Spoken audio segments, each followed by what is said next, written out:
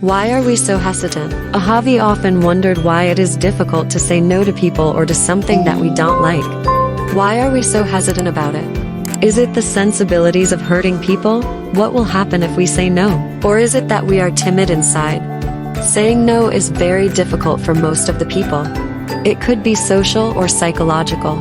It could be a combination of many things, but the basic issue here is the skill that it requires. Saying no to someone or some situation is a skill that not everyone has. It is not rocket science though, and can certainly be learned over time. It is also a very essential skill that should be taught to all students, in my opinion. We teach our kids science, maths, humanities, and other subjects, but some of the social skills are not taught to them. These kids grow up to be tomorrow's leaders and resources. This one ability of not knowing when to say no or how to say no may hamper them in the future. It is essential for their personal growth and well-being itself. Your boss may take advantage of you by dumping more work on you, or you may take it yourself, overcommitting in the process. This leads to burnout and a lot of mental issues. We understand no as having a negative connotation. It also carries a fear among us of disapproval. We think that saying no will make us unpopular and people will dislike us. Our want to be accepted in society compels us to say yes when we want to say no inside, to avoid any confrontation with anyone, as no is associated with conflict. We have also been taught about being accommodating and being caring. Accommodation and caring are good, but it does have a negative effect on the person. Here in this case, understand the distinction between when it is needed and when your own needs supersede it. It could also be the fear of rejection that we have. We fear that saying no to some work or situation will make them a pariah, and people will avoid giving them more opportunities in the future. In some cases of family or close friends, there are situations of being obligated to the other person. Someone may have helped us or our family at some time, and now to show our gratitude, we may end up saying yes. Some people by default do not think about themselves first. They have the welfare of the other person at heart.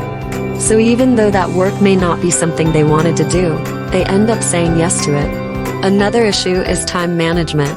Medically or for some other reasons, people have difficulty in managing their time, overcommitting themselves in the process.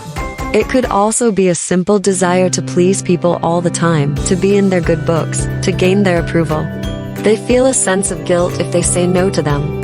A lot of people also have low self-confidence and self-esteem. They simply cannot raise their voice to say no and end up in a difficult situation to complete that task. They are simply not assertive. Another issue could be overconfidence. Sometimes people are so overconfident that they end up saying yes to everything. Oh, I can do everything. How can I say no? This brings them to face difficult situations in life. They don't want to show they are weak and so may not say no. What can be done? Set some boundaries around you and communicate it to the people around you for all situations. There is no guilt or shame in it. Knowing these boundaries will help you in being self-aware. Look at your emotional stability and the things that affect it. If some work or situation is disturbing it and making it stressful for you, then you need to reassess. A key factor in building boundaries is also if you are consistent with it. If you have a different response to different people and different situations, then people will not respect you. Always assess what is in your current plate of work. Ask yourself if you would be able to take on that new work or responsibility with the current set that you already have. If that new responsibility extends you in your time management, then either prioritize your current work or say no to the new one. Understanding your priorities for work will help you realize your potential. You may have to extend sometimes, which is normal in life.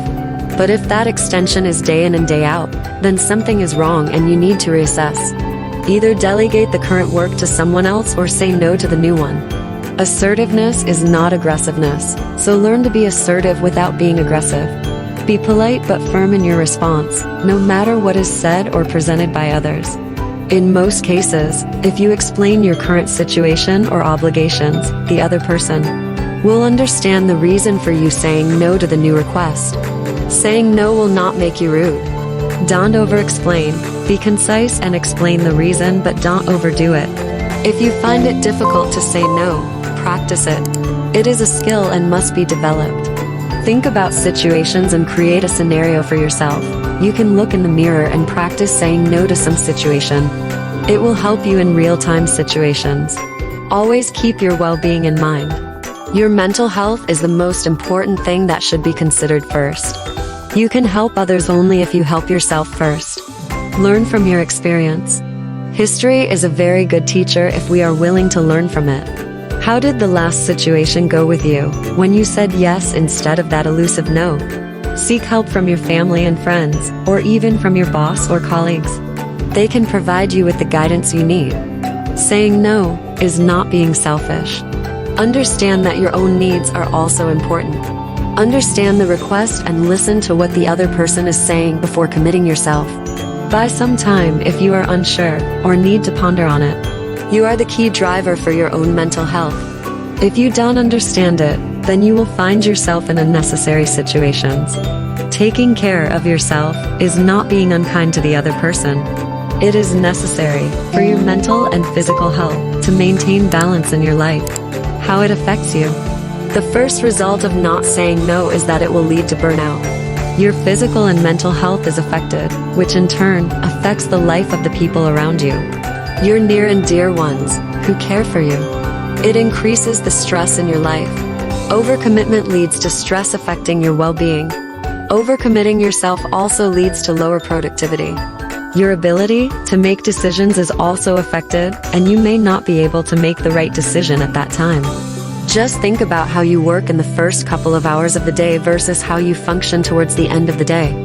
Imagine if you must extend it further, or must sacrifice the rest over the weekend for work that needs to be done. What effect it will have on your output. This is compounded further when you do it every day. It also leads to another societal issue, where you start resenting the person who gave you the additional work, impacting your relationships.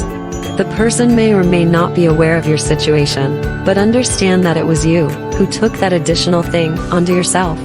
Anxiety and depression are major issues that occur due to your inability to say no.